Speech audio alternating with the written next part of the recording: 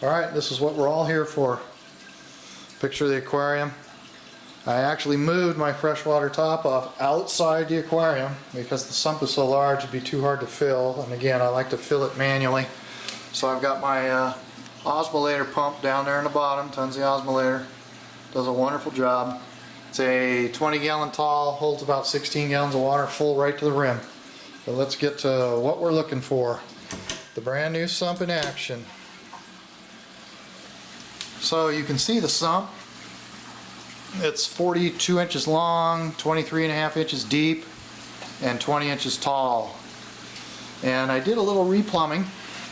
So I've got my system, the tank, drain, 1.5 inches, comes down. I've got a union in case I need to work on it. Runs over 1.5 inches, runs down into the center of this overflow chamber. So the overflow chamber, as you can see, I've got the pipe in, and gets a little oxygen, stirs things up, tries to get them kicked into the filter sock chamber. So the filter socks, you can see this in the video, but there are 3 of them.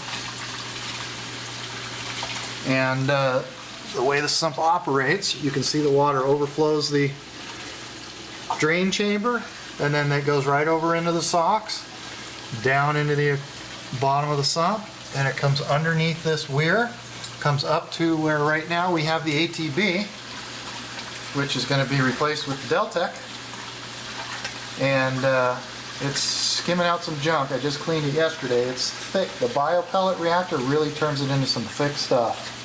But you can see that I've got a weir here with a heater in it. Let's go over the top. There's the weir with the heater and the other weir, and then I've got a single Water Blaster HY 7000 liter pump, return pump. Of course you can see the Tunzi osmolator, electric eye on the left, and the emergency overflow float on the right to shut the system down. Out of the pump we come up to what I've installed yesterday, a Y. You see that Y there? One side goes through the check valve, across, behind the drain, and I've got 2 return lines. They're 1 inch. There's one there and one there. So you can see them both in that shot. See the drain and the 2 return lines. And I've got this other line off the Y, comes up, runs a 3/4 line. I change from 1 inch, comes out. I've got a 1 inch and I push the 90 down to 3/4. And I run over, I've got my valve, and then I come down to the Dr. Tim's Pellet Master 3 biopellet reactor. And you can see it churning. Now yesterday I cleaned it. I didn't have it on aggressive enough, let's say, flow, and towards the center pipe there, let's just zoom in, towards the center of the pipe there, it coagulated basically. Nothing turned black, it wasn't dead, it was easy to take apart, but it was starting to coagulate in the center. So I turned it up this time. I actually drilled a couple of extra holes in the center to try and help stop that, but I kicked up the flow. It's probably a little faster than Dr. Tim would like it, but for me and what I've experienced, I love the biopellet reactor, but the PM2 for me worked the best. It tumbled the pellets, you could do them gently, and it just did a wonderful job. This is a PM3, so that's, you know, a good 6 or 7, possibly 8 inches across, that reactor. It's big. And you can see my line there for 900 milliliters, and that's when it's dry, obviously, not when it's wet. So when I turn it off, it gets right around. So right now I'm running 900 milliliters, which you're supposed to need for a larger aquarium, but since I've got so much bioload with the fish in the aquarium, I'm running it with that right now and trying it out. So you can see Bashi, that's the Dr. Tim's, and it works wonderful. And then of course I've got the drain line, runs over, across the drain into the sump, and then down, and I just have it underneath the socks. It's just stuck underneath the socks. Of course, then I've got my Calculaster reactor. That is a Aquametic 1000 here, and I had a guy in my shop weld me up a stand 10 inches high. I think I'm going to have him make one about 13 inches high and raise it again, and so I can run the outlet tube over the top of this pipe, the drain pipe, and down And I have it right there, you see it? Just in between, in the water flow, so that it gets in the water flow and disperses properly. Don't want the calculator to freak out the system if something goes wrong. I almost thought about putting it in a sock, but I've experienced putting it in socks before and it doesn't work real well.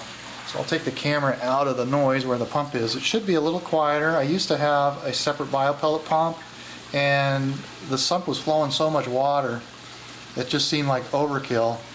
And so now I've run this T, and I've actually got that biopellet pump. It's working hard. I've got to be flowing 180 gallons roughly through that an hour, something like that. But I'll be testing here next week. My nitrates are starting to drop finally, and my phosphates are starting to drop. So I know the biopellets are working, but with all the adjustments I've made in the last 2 weekends, this sump being the biggest one, I mean, it was a project. It just barely fit in there. I took just the right measurements, and vividaquariums.com took care of me. And so far it seems to be built really well, and it's operating awesomely. So I did buy different filter socks. The filter socks that came with it were a plastic almost filter sock. So I bought some from Bulk Reef Supply. Of course they're longer, they're touching the bottom as you see, the shorter ones they had. But I was cleaning the socks or replacing them every other day, and that's just not going to work. So I'm hoping to get to something here where I only have to change it like once every 4 days. And right now I just changed them yesterday. Let's take a look inside the lid here and get a good look down. You can see down in there. We're doing really well. No problems.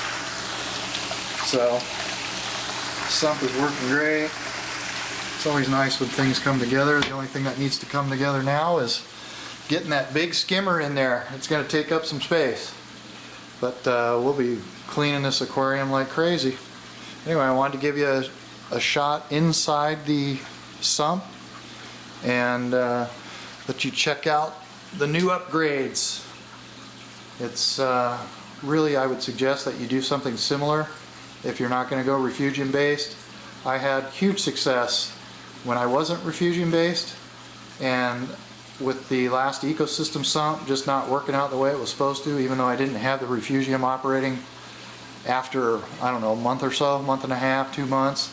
The plants just didn't seem to do right. See, it started growing cyanobacteria and all that kind of stuff. So I shut that one down and put this one in. It was a job, but it was worth it. And it's quieter, so that's always a good thing. And I got 3 7-inch filter socks now instead of 1 4-inch sock.